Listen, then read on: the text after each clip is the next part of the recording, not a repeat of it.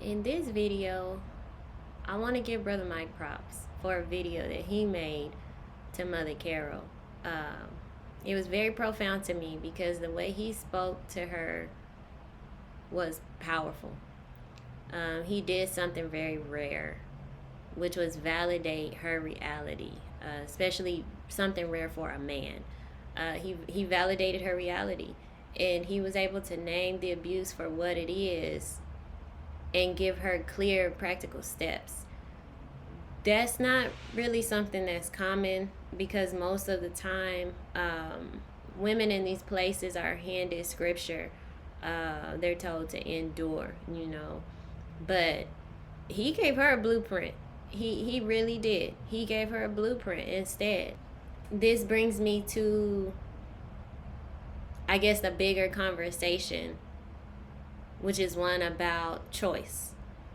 I've been hearing that a lot recently, that women have a choice in polygyny. Women have a choice in these relationships. If she doesn't like it, she can leave. If we're being honest, okay, what does that really mean in practice? Because it usually means like, yes, she can leave, but she can't take her children. She may not have any assets. She'll be replaced.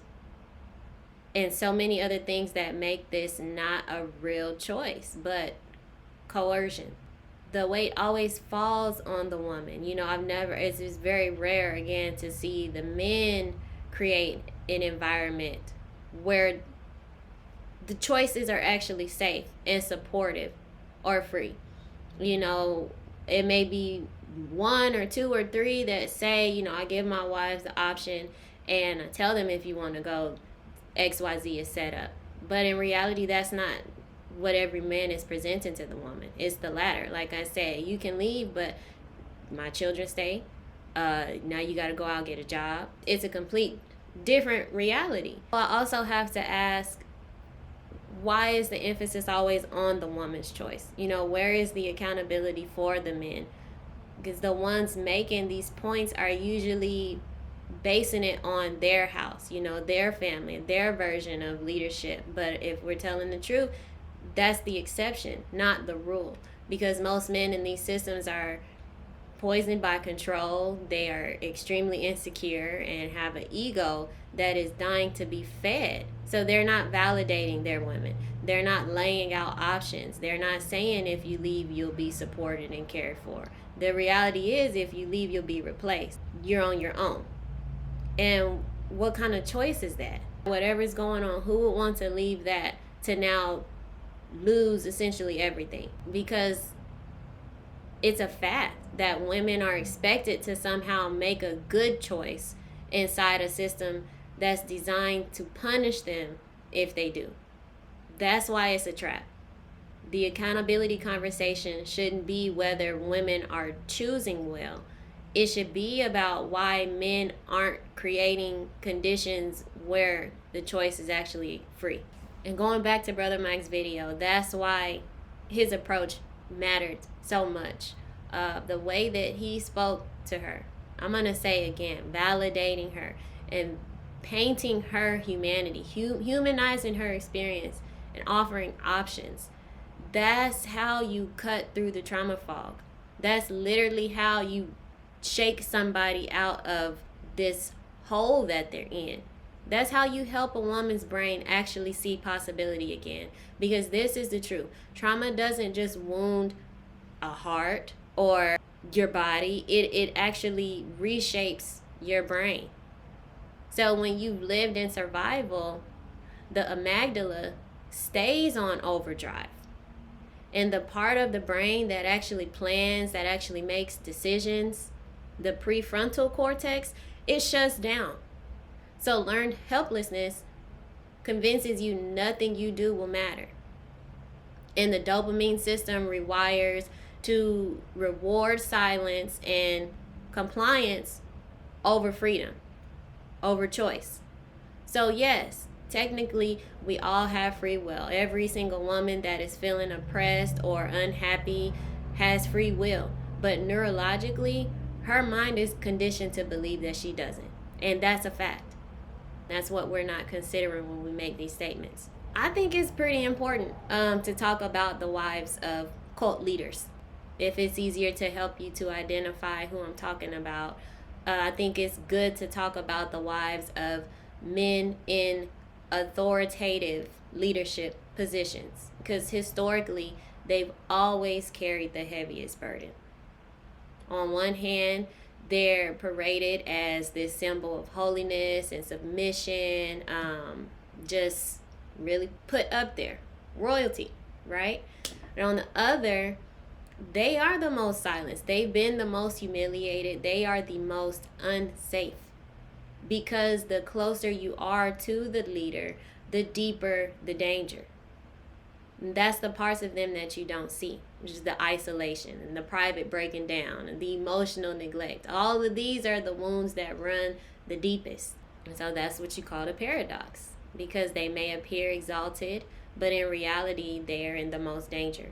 And it's because they hold the most power. They are the legal wives, the ones with the certificates, the rights, the protections. They are the queen on the chessboard. And in chess, the queen is both the most targeted and the most powerful piece, because however she moves, the game changes. But this is why she's kept under the heaviest chains. This is why her silence is enforced so brutally, because her awakening could dismantle the entire system. Think about Mother Carol. She has been humiliated publicly many of times. She has been stripped of her voice. She probably was forced to accept what she never agreed to.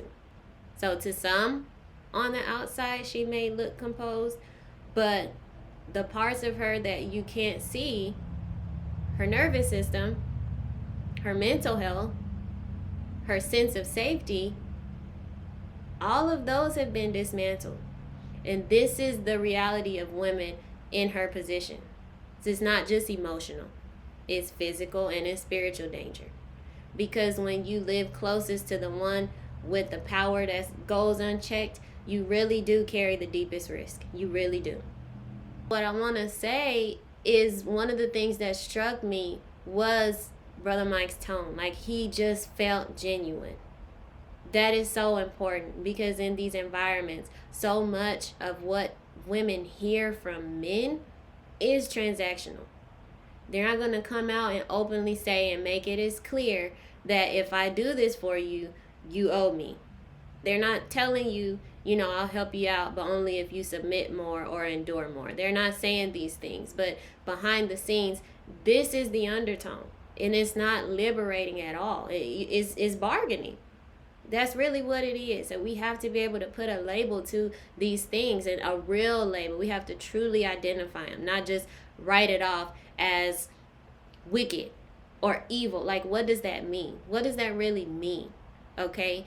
So when you can sense someone is speaking simply to help, with no strings attached, no hidden intent, that's when it can really get through. That is when it's the most powerful. Because if someone has spoken to me that way, especially a man, without trying to take anything or making it a give and take, like, I know I would have left sooner. I know I would have heard. I knew it would have penetrated. That's why this approach matters, because it shows women that they themselves are worth helping, simply because they're human, not because of your value for what you bring to the community or what you have done or what you don't do. Just because you exist, you are worthy of help. So I want to leave you with this truth, that women in these spaces are not only silenced, but they are extremely unsafe. The ones closest to the leader live with the deepest danger, because their voices are muted even more. Their freedom is controlled even more. Their pain is invisible even more. Okay? But there's another truth to that. Women like Carol are the queen on the board. So that's why she's the most targeted by the system. because her move could unravel everything. So again, I think that was an amazing video. I will put the link down in the comments, but I would say anybody who loves Mother Carol, anybody who's concerned for her, anybody who genuinely cares about her, I think it would be extremely effective. One of the greatest acts of love would be to get her to see that video somehow. I need you to hear me if you're listening and you're one of the ones that's been silenced. Okay, your brain did what it had to do to survive. That doesn't make you weak. It makes you resilient. Your healing is not about shouting. It's not about going to read about what Abigail did and really breaking down 1 Peter chapter 2 and learning all these scriptures on submission and winning him over with the word. Sometimes it's about finally trusting your own mind again, because you're not broken, you're not crazy. When you start to recover, there is so much power in that. Understand that your brain carried you through the impossible. And that same brain that kept you alive can also carry you out.